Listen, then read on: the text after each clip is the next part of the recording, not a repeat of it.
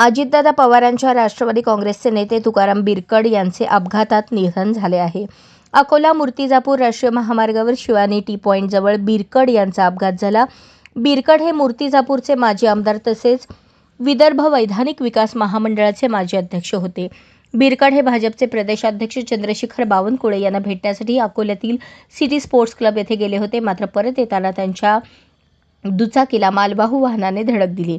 बावनकुळे अकोल्यामध्ये असल्याने बिडकर यांना भेटण्यासाठी सिटी स्पोर्ट्स क्लबला गेले. या भेटीनंतर बाईकवरून परत जात असताना जनावरे वाहून नेणाऱ्या ट्रकने बिडकर यांना धडक दिली. या अपघातात त्यांच्यासोबत असलेल्या सहकार्याचाही मृत्यू झाला आहे.